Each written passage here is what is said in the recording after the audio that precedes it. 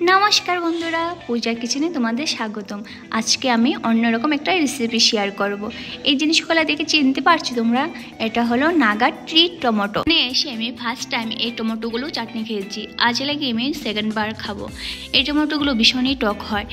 এখানে এসে আমি জীবনে প্রথমবার দেখেছি এই টমেটোগুলো। এই চাটনিগুলো কীভাবে বানাই চলে দেখে নিই। এখানে আমি প্রথমে একটি সিকের ভিতরে একটি টমেটো ঢুকিয়ে নেব পোড়ানোর জন্যে। এখানে আমার একটি টমেটো ঢুকানো হয়েছে, আর একটা আমি টমেটো ঢুকিয়ে নেব। আমি এখানে দুটো টমেটো দিয়ে চাটনি বানাবো।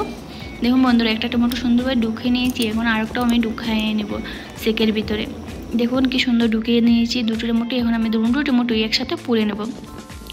যদি আমার এই ভিডিওটা আপনার ভালো লেগে থাকে তো প্লিজ একটা লাইক কমেন্ট করবেন, আর এরকম ভিডিও পাওয়ার জন্য আমার চ্যানেলটাকে সাবস্ক্রাইব করে বেল বাটনে প্রেস করে দেবেন। দেখুন বন্ধুরা, এখানে আমি টমেটোগুলোকে ভালো মতন করে পুড়িয়ে নেব। এই টমেটোটা আমার মতে এই মণিপুর সাইডে পাওয়া যায় যত সম্ভব, আমি ভালো করে জানি না, কিন্তু আমি এখানে এসে জীবনে প্রথমবার দেখেছি। তো টমেটোটা ভালো করে পোড়ার মধ্যে আমি দিয়ে দেব একটা রাজামরিচ পূর্ব।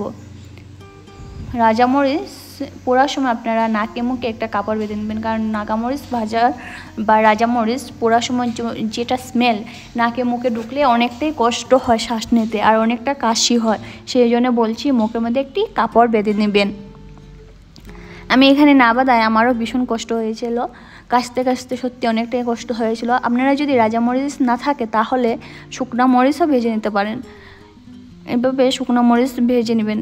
দেখুন বন্ধুরা, এখানে আমার অলমোস্ট মরিচটা পোড়া হয়ে গেছে। মরিচটা আমি পুড়ে তারপরে চাটনি বানাবো, সেই জন্য আমি মরিচটাকে ভালো করে পুড়ে নেবো। এই চাটনিটা আপনারা এই টমেটো ছাড়াও নর্মাল একটা টমেটো দিয়ে চাটনি বানাতে পারেন। এইভাবে মরিচটা আপনারা কম দিবেন। আমি যেহেতু রাজামরিচ দুটো দিয়ে দিয়েছি, সত্যি ভীষণ ঝাল হয়েছিল। একটা পোড়া হয়ে গেছে, এখন আমি আবার আরেকটাও পুড়ে নেব। দেখুন বন্ধুরা, টমেটোটা পুড়ে একদম অল্প ফাটা হয়ে গেছে। এরকম চাটনি আপনারা ভাতের সাথেও খেতে পারেন, রুটির সাথে খেতে পারেন, এমনি শুধু মেখে খেতে পারেন। মেখে খেলে অল্প লঙ্কাটা কম দিবেন। টক লাগে তো ভালোই লাগে শুধু মেখে খেতে।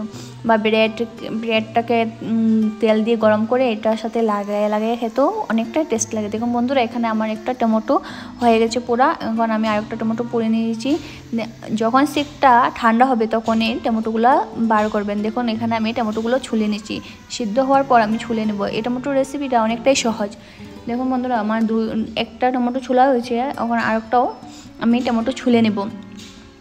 ভালো করে ছুলিয়ে আমি রাজামরিচগুলো অল্প ভেঙে এখানে দেবো। আপনারা চাইলে হামালদিস্তা তো কুটিয়ে নেবেন বা গ্রাইন্ডার